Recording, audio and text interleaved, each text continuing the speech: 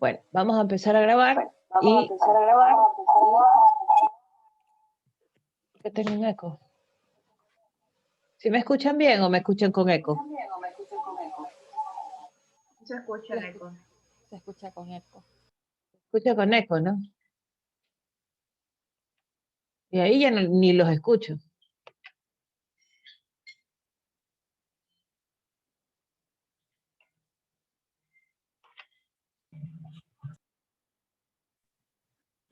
Bueno.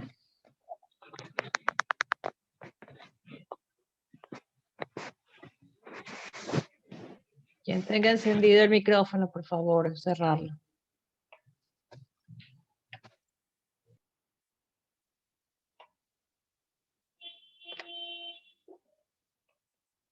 De Europa el ingreso al país. Estoy dando clases.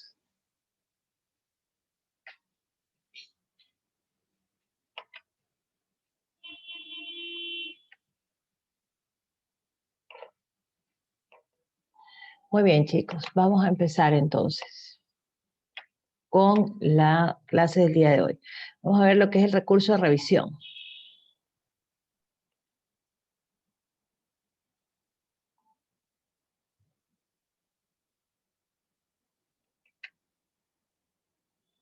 Ahí estamos. Muy bien.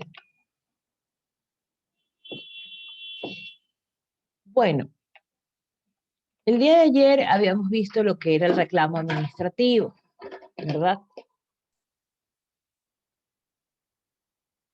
El reclamo administrativo, ¿no? Entonces, habíamos dicho que era una de las formas en las que el contribuyente podía acceder, digamos, a la impugnación o a que pueda revertirse, digamos, alguna situación de conflicto que pueda tener con la administración tributaria. En ese sentido, pues, habíamos dicho que había que cumplir un procedimiento y que ese procedimiento nacía de una notificación de un acto resolutivo en negativo o desfavorable para el contribuyente. En tal virtud, pues, lo que hacía era revisarse esa situación de conflicto, de diferencias que podía tener la administración tributaria con su contribuyente. Habíamos dicho que el plazo para poder presentar, digamos, interponer este reclamo, la ley y el Código Orgánico Tributario, que es donde está regulado, pues nos da 20 días contados a partir del día siguiente de la notificación. Y les había dicho que era muy importante saber que ese reclamo administrativo se presenta de esa forma, ¿no? No es que 20 días para contestar es la respuesta, sino que es 20 días después del día siguiente de la notificación del acto resolutivo. Entonces, para poder saber hasta dónde o hasta cuándo puedo interponer este reclamo. Si no lo pongo, pues entonces el efecto que se produce de ese acto resolutivo es que quedará en firme, es decir, no fue impugnado, ¿ya?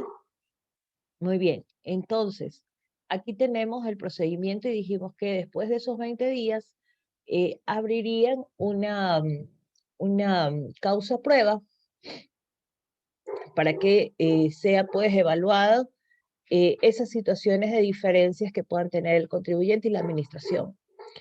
Que estos 15 días podíamos ampliarlos, ¿sí? A 15 días más, dependiendo de lo complicado que pueda ser, ¿no? La presentación de las pruebas y también el tema técnico operativo de la tributación, ¿no?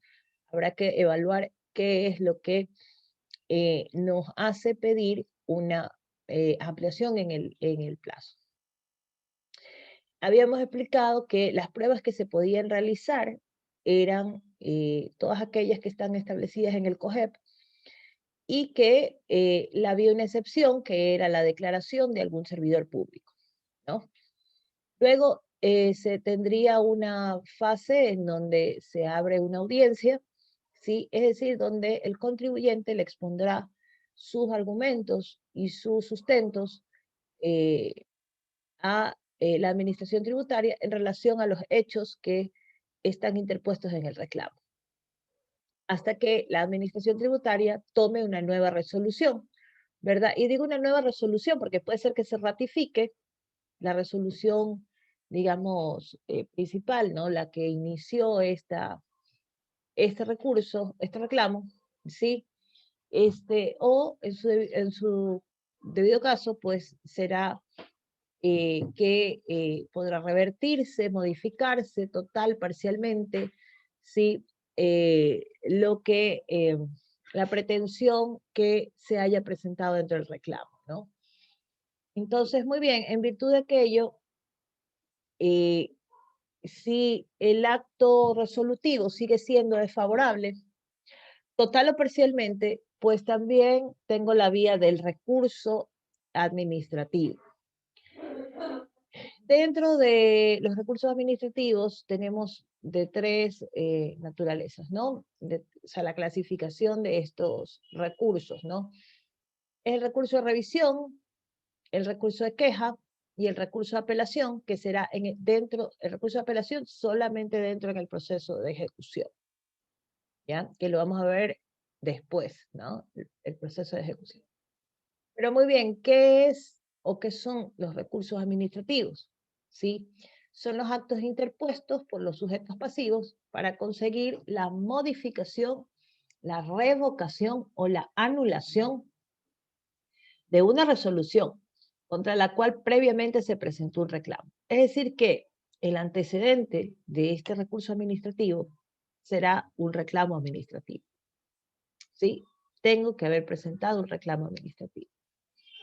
¿Cuándo voy a poder interponer los recursos, ¿no? O sea, ¿cuándo procede el recurso? Procede el recurso, ¿sí? Frente a una resolución como respuesta a un reclamo previamente presentado, que es lo que les dije, ¿no?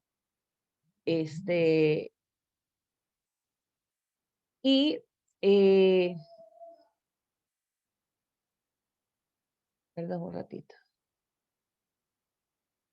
Ya. Y no va a caber este recurso, ¿sí? Para aquellos actos en firmes, que son aquellos que no se hubieran presentado reclamo alguno, dice la norma.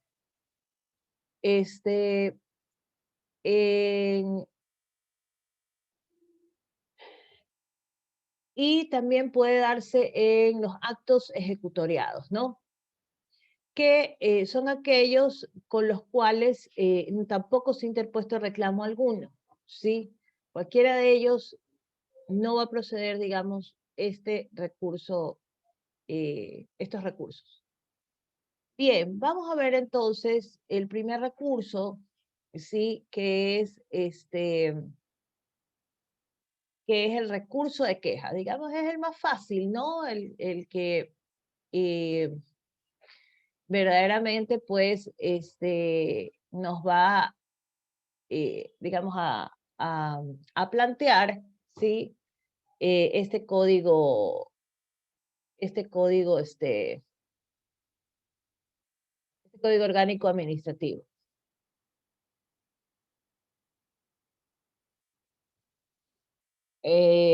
Bien, este recurso de queja, ¿sí? Dice, es la posibilidad que tiene el contribuyente o responsable y todo el que presente pues alguna reclamación o petición ante un funcionario de dependencia de la administración tributaria y no fuera atendido dentro de los plazos legales, pues presentar una queja ante la autoridad jerárquicamente superior. Entonces, varios elementos aquí. Vamos a ir puntualizando. En primer lugar, dice, es una posibilidad que tiene el contribuyente, ¿no? O el responsable. Muy bien, ya habíamos visto quiénes son los contribuyentes y los responsables. Los sujetos pasivos de la obligación tributaria. En segundo lugar, pues esta reclamación o petición, fíjense ustedes, reclamación o petición. Ya habíamos diferenciado aquellos derechos que tenían los contribuyentes, ¿verdad? En relación a los derechos, ¿no? Y teníamos el derecho a pedir ¿sí? El derecho de petición o de dirigir reclamos, peticiones, ¿sí? Ya lo habíamos visto. Entonces, aquí se ratifica en este recurso, ¿no? ¿Y qué es esa petición, verdad? ¿O ante quién tiene que hacerse esa petición? Pues ante la administración tributaria misma, ¿no?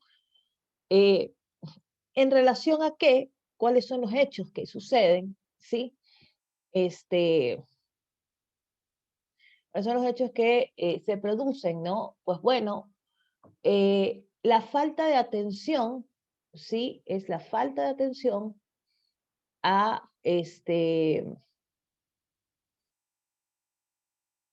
la falta de atención a ese contribuyente o a ese responsable, ¿ya? Y luego, ¿ante quién lo voy a presentar? Bueno, lo voy a presentar ante la autoridad jerárquicamente superior, ¿no? Es decir, estamos frente a, digamos, un control que se realizará o se podrá proceder a revisar, ¿verdad? En virtud de que el servidor que está atendiendo un reclamo, un recurso, ¿sí? O cualquier petición que se haya hecho en virtud del derecho de petición, ¿sí? Este servidor no cumple con el tiempo establecido, con los plazos, con las condiciones que, digamos, establece la ley. Ustedes saben que en el derecho público, sí, se debe de hacer lo que la ley dice, ¿no? Y que también se debe de cumplir, sí, se deben de cumplir los tiempos, ¿no? Los tiempos se deben de cumplir. Entonces, en ese sentido, y de hecho ya la Corte Constitucional, precisamente sobre el recurso de revisión, ¿sí? Se ha pronunciado, ¿no? Porque fíjense ustedes que en la casuística se daba el caso en que, y de hecho esto pasó, se hizo una sentencia por recurso de revisión de los temas de Contraloría, ¿no? Estamos en la línea del derecho público y digamos que el recurso de revisión se aplica de igual forma para toda la administración pública, no solamente para la administración tributaria. Y entonces, con ese recurso de revisión que se hizo ante la Contraloría General del Estado, ¿verdad? Una sentencia de la Corte, indicaba que el plazo que establecía el recurso de revisión para poder ser resuelto era referencial, ¿sí? Y tenemos que tener claro una cosa, ¿no? Que los plazos no son referenciales, los plazos son para ser cumplidos. Ese es el tiempo que la ley da y si alguien necesita más tiempo, pues entonces habría que reformar la ley para hacerlo, ¿sí? Y no, digamos, usar la vía digamos, de las sentencias, ¿no? Que acomoden la norma, porque los señores de la Contraloría, pues obviamente con el exceso de trabajo, ¿no? Siempre hace falta manos para trabajar, no podían realizar, ¿sí?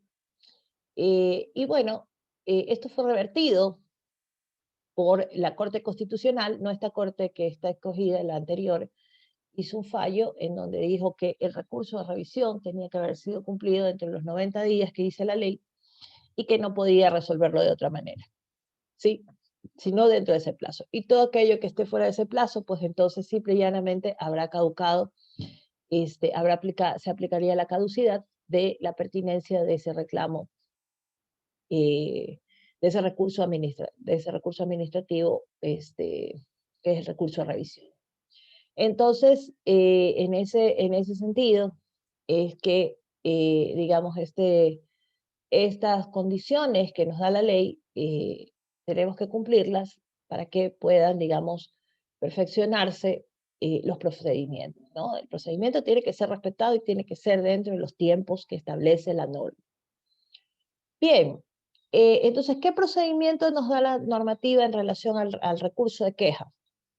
Pues bueno, se presentará la queja y obviamente habrá que notificarle a quién, al servidor, ¿no? Al servidor incumplido, ¿no? al servidor que no hace la tramitación correctamente y deberá pues entonces darle o ponerle en conocimiento a fin de que éste pueda responder.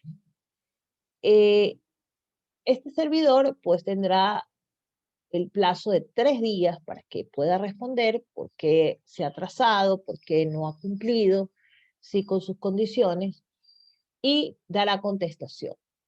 Si da contestación, pues bueno, está muy bien, seguirá el trámite, pero también si no responde, pues entonces podría ser, digamos, establecido pues como en rebeldía, ¿no? Y si es que con el efecto de la rebeldía como hay en el COGEP, ¿no? El mismo efecto. Bien, y luego eh, este jerárquico superior tendrá 5 días para dictar una resolución sobre este recurso de queja en virtud de, digamos, su competencia, porque dijimos que es el jerárquico superior, es decir, el jefe inmediato, ¿no? El que va a conocer, digamos, del procedimiento que ha realizado su servidor o su dependiente y resolverá para sancionarlo, ¿no? De ser el caso. Si no hay, pues, responsabilidad, definitivamente no va a ser sancionado. Pero bueno, en todo caso, ese es el efecto que se producirá. Y bueno, y finalmente, este recurso de queja no tiene ningún tipo de recurso ni vertical ni horizontal, o sea, es decir, no hay cómo recurrirlo. Y entonces, digamos, se quedará ahí, ¿no? Bien, ¿cuáles son los efectos que se producen dentro del recurso del recurso de queja? Pues bueno, que en primer lugar, este servidor que ha incumplido, pero que conoce el procedimiento, la norma no le deja, el legislador pensó en que no debe de ser suspendido de ese conocimiento, ¿ya?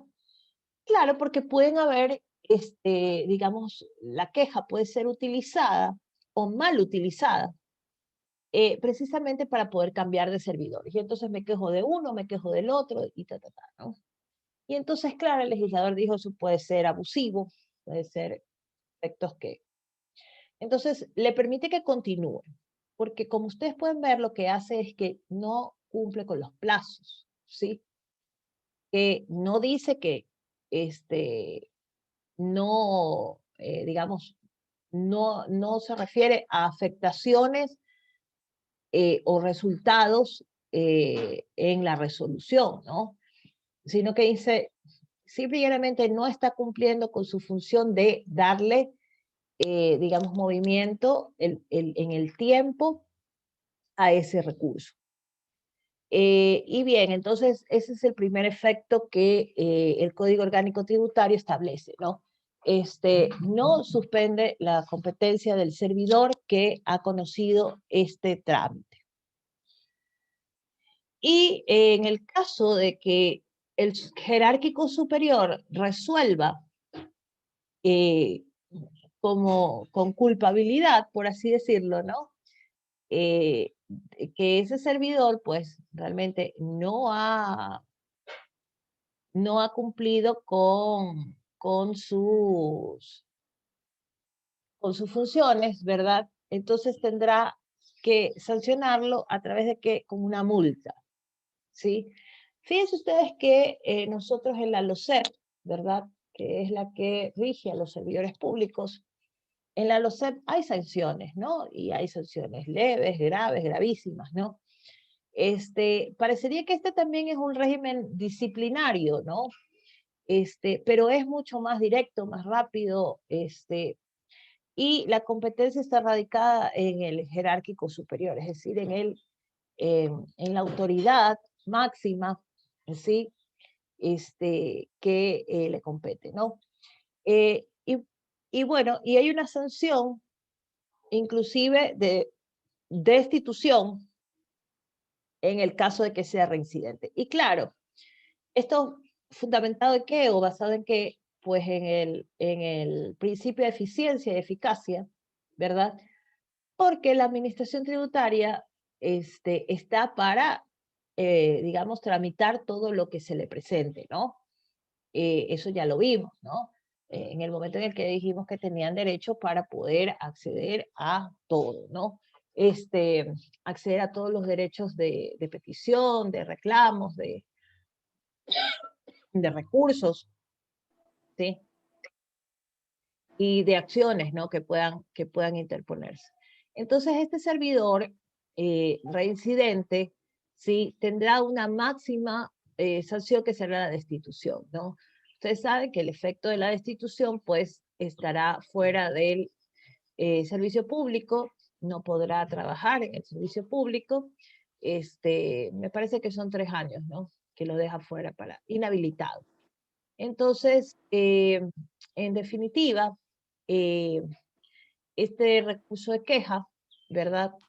Tiene pues estos efectos que les menciono, estos 2 efectos principales. Luego la doctrina hace un comparativo, ¿sí? En virtud del silencio administrativo. Y dice, bueno, cabe el silencio administrativo también en el aspecto de este recurso de queja. ¿Sí? Entonces, ¿qué es lo que se dice? Se dice que si es que se puede o no interponer este silencio administrativo. Y efectivamente la norma y el legislador al momento de pensarlo, ¿verdad? Dice que es sin perjuicio del derecho a formular la acción por silencio administrativo. Es decir, que esta inacción en la que el servidor ha dejado un trámite, ¿verdad? De carácter tributario, este servidor lo ha descuidado, no le da trámite, no voy a decir por intereses, ¿no? Pero puede ocurrir también, ¿no? Los temas de corrupción, ¿no? Y demás pueden manipularse. Nos dice, bueno, en el caso de que quiera seguir un silencio administrativo, lo va a poder hacer también de manera, digamos, independiente, sin que este recurso de queja que se haya planteado no sea resuelto. O sea, no me dice que lo excluye o que presento una u otra, ¿sí? Dice que se lo puede hacer sin perjuicio de la acción de petición de declaratoria del silencio administrativo, ¿no? Porque claro, el silencio administrativo tiene otro efecto, ¿sí? Que es justamente, digamos, si es el silencio administrativo positivo, ¿verdad? Y lo voy a dejar abierto, digámoslo de esta forma, voy a dejarlo abierto el tema del silencio administrativo positivo, porque en materia tributaria, por el tema justamente de los intereses del Estado, ¿sí? La misma norma establece que siempre el efecto será, del silencio administrativo, el efecto será en negativo. Es decir, cuando vemos la figura del silencio administrativo, en positivo, significa que yo he presentado una solicitud y que esa solicitud en el tiempo que no ha sido respondida por la administración pública, pues entonces se entiende que es favorable para mí, ¿sí? Ese es el silencio administrativo positivo. Pero en el caso de lo que es tributos y para recaudación de tributos, la norma establece que será en negativo. Es decir, que puede producirse el silencio administrativo, pero no tendrá un efecto favorable, sino que le permitirá continuar, ¿sí? Con la discordia o el procedimiento que se tiene, ¿no? Entonces, esa es, digamos, la diferencia con el silencio administrativo. Y por lo tanto, como les digo, ¿qué es lo que yo tengo que ver? O sea, o presento el recurso de queja o presento silencio administrativo. No, es el uno y el otro pueden sobrevivir de maneras independientes porque sus efectos son completamente distintos, ¿sí?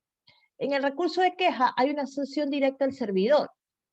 El silencio administrativo sí, efectivamente, también debe de sancionarse al servidor que haya causado un perjuicio a ese a ese contribuyente, ¿verdad? O responsable, pero además tiene que declararse, pues, si procede o no procede, en positivo o en negativo, ¿sí?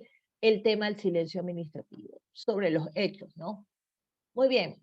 Entonces, ¿qué requisitos voy a necesitar ya para presentar, pues, este recurso de queja? Bueno, para presentar el recurso de queja, lo que tengo que hacer es plantear un escrito en donde voy a poner mis nombres, apellidos, cédulas, RUC, ¿no? Todos los generales de ley que siempre acostumbramos poner y obviamente diremos que presentamos este recurso de queja. Luego, ¿sí? ¿Cuál es la determinación del reclamo? ¿Ya? ¿Sobre qué estoy reclamando? ¿Qué es lo que se ha incumplido? ¿Qué situaciones hay, no? El acto u omisión, ¿sí? Del cual se acusa el servidor, ¿no? ¿Qué hizo el servidor, ¿no? ¿Qué hizo el servidor, sobre la determinación del reclamo, ¿no? Yo pedí tal cosa, hice tal cosa, solicité tal certificación, ¿no? Y no me han dado respuesta. Muy bien, entonces el acto de omisión es ese, no me han dado respuesta, debieran haber cumplido estos plazos, tengo estas afectaciones o tengo esto pendiente, etcétera, etcétera, ¿no? Y bueno, como todo, tiene que haber una prueba, ¿sí? Porque no puede ser, digamos, de manera infundada, ¿no? A lo que el servidor, digamos, frente al quejoso, ¿sí? Podrá luego de ser infundada, ¿no? O maliciosa, por así decirlo, tendrá que, digamos, repararle el perjuicio que le pudo haber causado, ¿no? Si es que se determina un perjuicio. ¿Ok? Pero digamos que en ese recurso, por eso es un recurso, hay una fase de prueba, ¿sí? Es decir, no podemos hacer denuncias, digamos, sin el debido sustento, ¿no? Y eso es lo importante que tenemos que, digamos, identificar sobre este recurso de queja. Dentro de mi práctica profesional no he escuchado los temas del manejo del recurso de queja. La verdad es que no he visto mayormente esa situación. Entendería que el problema, o sea, que cualquier sanción administrativa, algún servidor más bien se lo maneja en el marco de la LOCEP, por las faltas que pueda tener, digamos, graves, leves y gravísimas, establecidas ya, digamos, en un reglamento por parte de la misma administración, ¿no? Bien, ahora nos toca ver lo que es el recurso de revisión, ¿sí? En virtud de los recursos que estamos revisando, ¿no? Bien. El recurso de revisión, en cambio, es una potestad facultativa extraordinaria, ¿sí? De iniciar un proceso de los actos o resoluciones en firmes o ejecutoriadas, fíjense ustedes, es decir, cuando no he interpuesto reclamo ni recurso alguno. Sin embargo, puedo venir e interponerlo, ¿no? Interponerlo porque pueden adolecer de errores de hecho o de derecho, que evidentemente eso no puede pasar, ¿sí? Porque es violatorio de esos derechos, ¿no? Entonces, es ese espacio que el legislador ha pensado en que puede producirse, ¿sí? Digamos, o que puede revertirse en virtud de unas causales que ya las vamos a ver, esa resolución en negativo o de perjuicio para ese contribuyente. Entonces, fíjense ustedes que dice, es una potestad facultativa extraordinaria, ¿no? En primer lugar, una potestad de la administración tributaria, ¿no? Porque ella es la que tiene o goza de potestades. Y es facultativa, es decir, que no le es exigible, ¿sí? A la autoridad que debe de resolver, que será la máxima autoridad, no le es obligatorio, ¿sí? Hacer digamos, revisar los actos de la administración, ¿no? Entonces, es facultativa, es decir, se puede, como no puede la autoridad hacerlo. Es decir, nadie le va a venir a decir, usted debió haber interpuesto el recurso de revisión, o debió haber hecho la revisión. No, no le pueden decir a la autoridad que no la hizo, porque es facultativa. Y extraordinaria, es decir, por estos casos que estamos aquí, ¿verdad? Casos, son 6 casos, el legislador ha pensado para que pueda proceder un verdadero error de hecho o de derecho, ¿sí? Bueno, entonces veamos cuáles son esos casos y cuáles son esos errores de hecho y de derecho. Bueno, cuando hubieran sido expedidos o dictados con evidente error de hecho o de derecho, ¿verdad? Verificados o justificados según un informe jurídico previo, ¿ya? Entonces aquí hay un acto o una actuación, digamos, dirigida a, eh, a, eh, a un servidor específico que será quien, pues, el, eh, el procurador síndico o será el director jurídico, el coordinador jurídico. Bueno, eso dependerá de cómo está en la estructura establecida, ¿no? La estructura orgánica por procesos. Cómo estará establecido, cómo se llamará, digamos, ese jurídico. Pero en todo caso, lo que se necesita para poderse instrumentar esta primera causal será un informe jurídico que señale esos hechos o derechos que no fueron aplicados de manera correcta, ¿sí? En las actuaciones de la administración tributaria, ¿sí? Que causó una resolución en firme o ejecutoriada. El segundo caso, sí, en el segundo caso, en cambio, estamos cuando con posterioridad, dice, aparecer en documentos de valor trascendental, ignorados al expedirse el acto o resolución. Fíjense ustedes.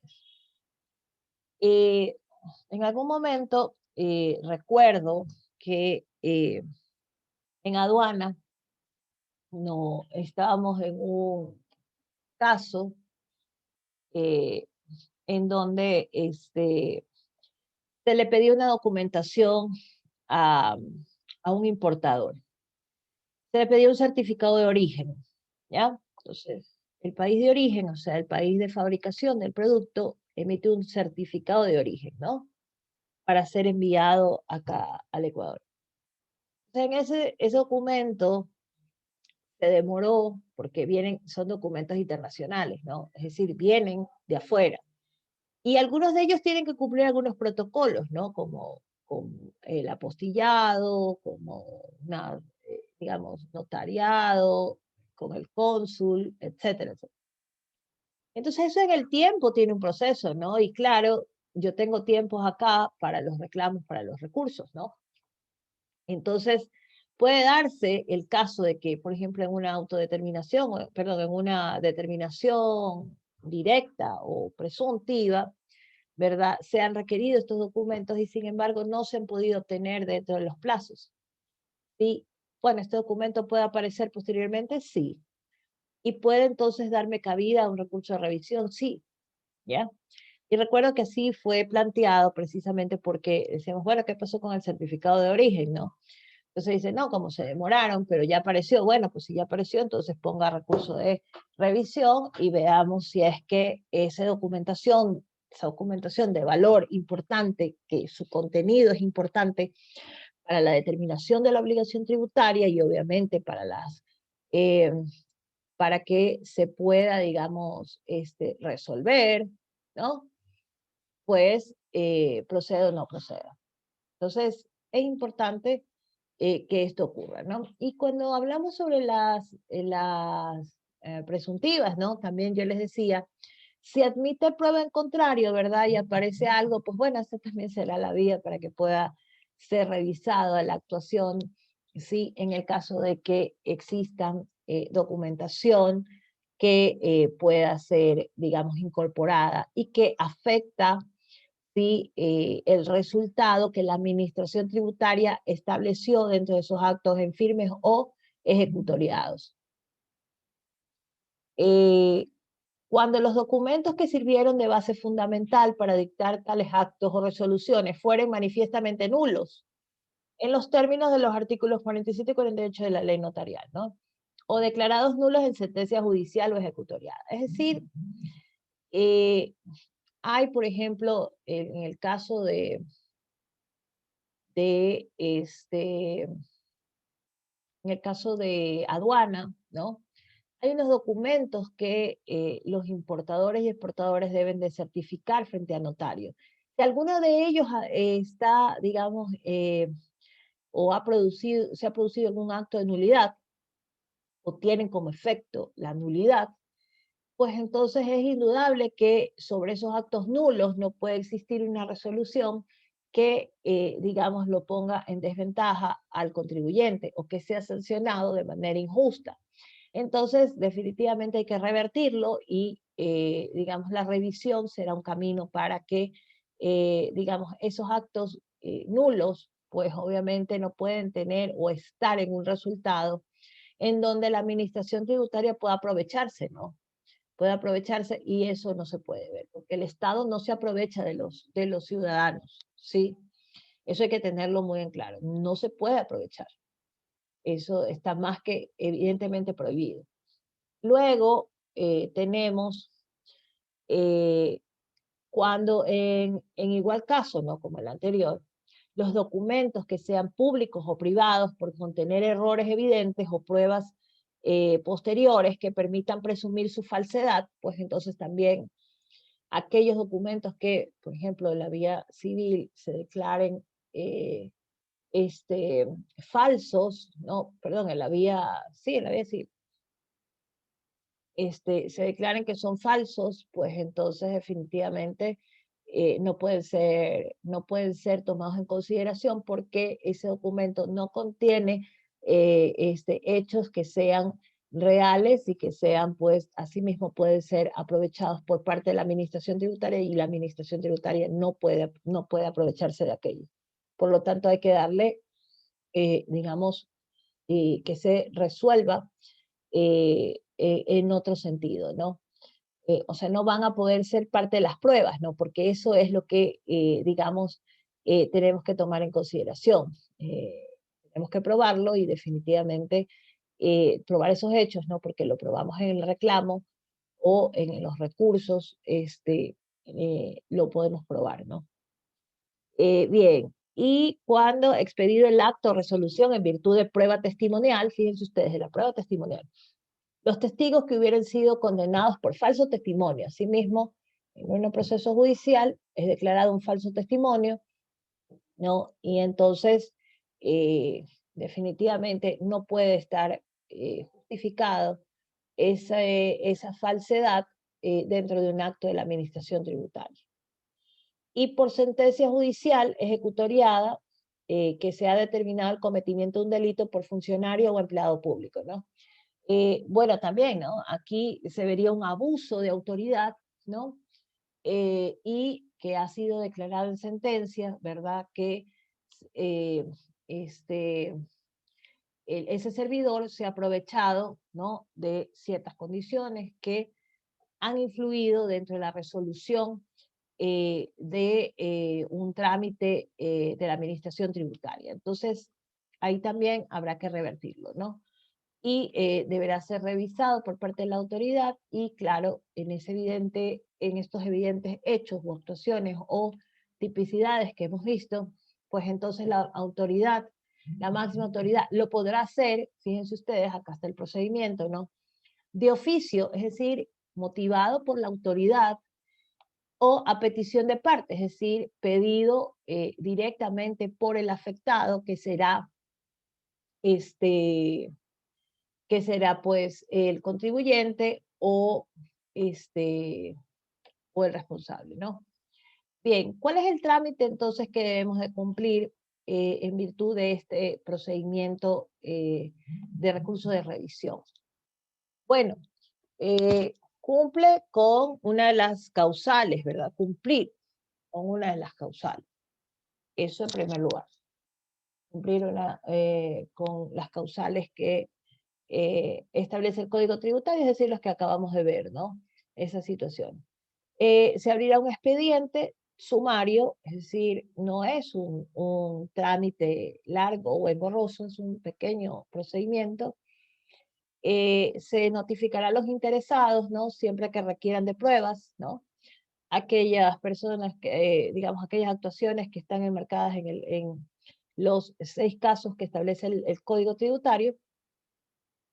Si el recurso de revisión es de puro derecho, pues no se abrirá un expediente sumario, sino que, digamos, se corregirá directamente porque obviamente es en aplicación de la ley y la ley es clara, ¿sí?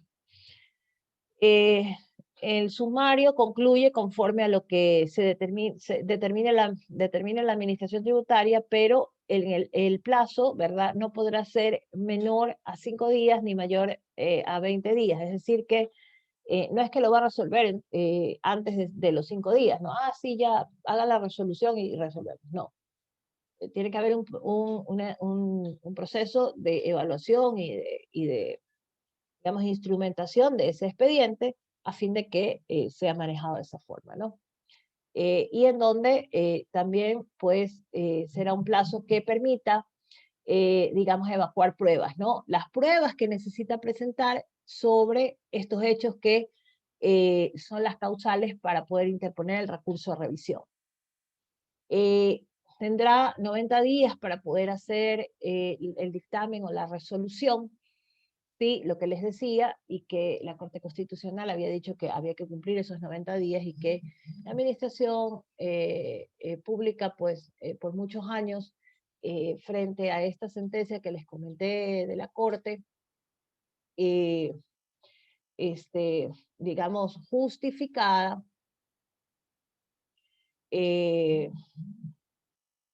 de manera justificada, pues revirtió ese contenido de esa corte en favor de quienes habían sido, pues, digamos, perjudicados extemporáneamente, ¿no? Por las resoluciones.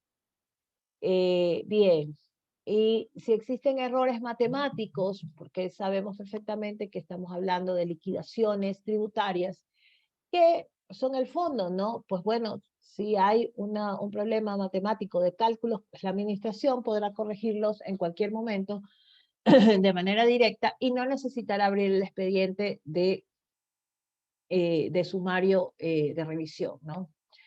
Esta resolución que se tome dentro de este recurso de revisión, pues tendrá o gozará de la legitimidad y la ejecutoriedad que cualquier acto de la administración pública goza, ¿no? No existen más recursos en la vía administrativa, solamente la acción contenciosa. Es decir, que de aquí, finalizado este recurso de revisión, ya el contribuyente, si tiene si es él el que lo ha pedido, ¿verdad? Y no ha podido probarlo, entonces solamente le quedará irse a la acción contenciosa tributaria pertinente, ¿no? Dependerá ahí cuál es la acción que corresponde. Entonces, digamos, y pondrá fin, ¿sí? Este recurso de revisión pondrá fin a el acceso a cualquier tipo de recurso en la vía administrativa. Entonces, todo lo demás se tendrá que llevar ante un juez para que éste pueda resolver sobre los hechos que, sobre los trámites que ha hecho la administración tributaria y que han sido en resolución desfavorables para el contribuyente, ¿no? Muy bien, entonces esto en cuanto al recurso de revisión. Nos vamos a quedar hasta aquí, ya estamos con el tiempo. Bueno, como siempre, agradecerles la presencia de ustedes en esta clase de hoy, nos vemos el día de mañana, que será pues nuestro último día de clase de esta semana, y nos veremos el 4 de enero, que volveremos para retomar las clases, ¿no? Estamos muy bien avanzados, vamos al último tema prácticamente, que es el procedimiento de ejecución coactiva, ¿no? Bueno, buen día chicos, cuídense mucho, Gracias. pórtense bien, vayan a clases. Gracias, buenos días, doctora. Gracias a Gracias, ustedes. doctora. Cuídese. Gracias.